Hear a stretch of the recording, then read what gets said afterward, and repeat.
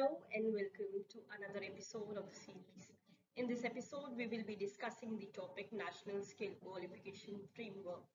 This topic is very important from the perspectives of prelims as well as the perspective of mains. So let's begin with the brief introduction of NSQF framework. Here we are talking about creation of framework as per individual skills. Skills such as construction, IT, HR is divided into different levels. You don't have to know all those skills, just need to know the basic framework. We took example of construction. Each skill depending upon your knowledge is divided into levels from 1 to 10. Let's say that I am a helper and I belong to level 1 and assistant is level 2 and so on, depending upon the qualification already defined. The knowledge, whether receiving from formal channel or informal. When I say informal, which means any traditional route, as people working on the site have more knowledge than any engineer because they have been doing from very long. Basically, the agenda here is to motivate skill set, not the formal education or degree. Now, let's see this definition wise. The National Skill Qualification Framework is a competency-based framework that organizes all qualification according to a series of levels of knowledge, skills, and aptitude.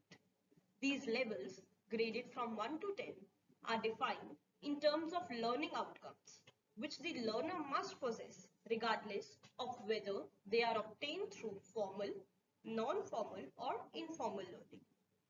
Here, the point to be noted is if I am on level 1 and I want to gear up to level 10, then the required qualification could be via formal or informal means. NSQF in India was notified on 27 December 2013.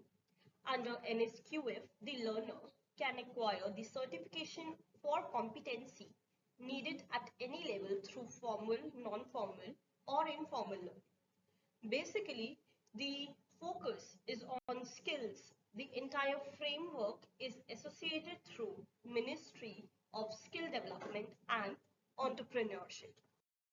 Now, if this agenda is successful, then what will be our expected outcomes? Mobility between vocational and general education. This will be by alignment of degrees with NSQF. Here, interlinking between vocational and general education. Recognition of prior learning via formal means or informal means. It is not necessary that an individual should hold a specific degree or educational background. Standardized, consistent, and nationally acceptable outcomes of training across the country through a national quality assurance framework. Global mobility of skilled workforce from India through international equivalence of NSQF. Mapping of progression pathways within sectors and cross-sectoral. Last one would be approval of NOS as national standards of skill training. Another important aspect to be noted here is creation of occupational standards or qualification paths. National occupational standards specify the standard of performance, knowledge, and understanding. We are carrying out a particular activity in the workplace. Each NOS defines one key function in a job role. Example could be for a sales associate, one of the NOS would be to help customers choose right products. Next one is qualification paths. A set of NOS aligned to a job role called qualification paths would be available for every job role.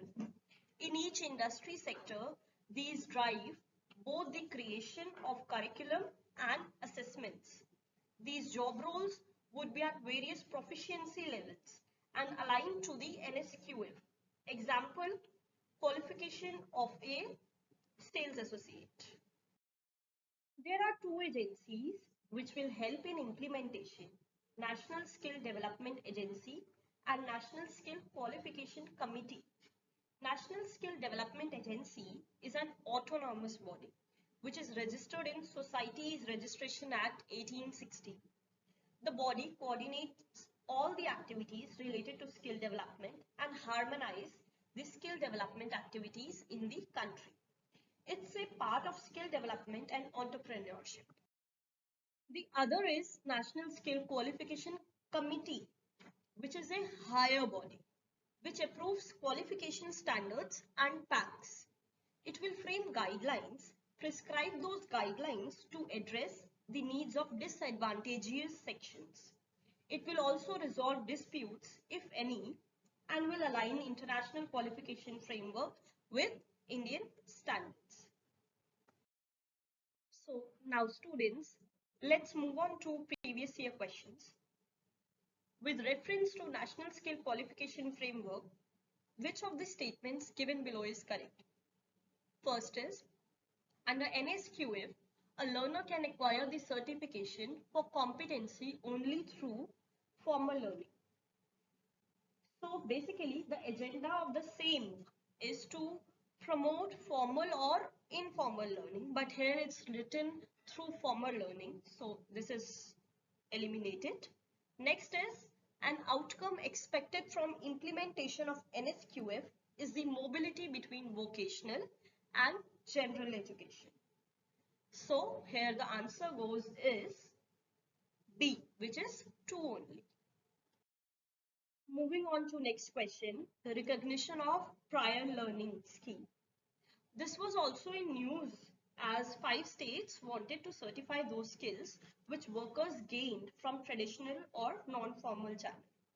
So here the answer would be certifying these skills acquired by construction workers through traditional channels. That's it for today. Tomorrow we shall be meeting with yet another segment of the series. Thank you so much people for watching.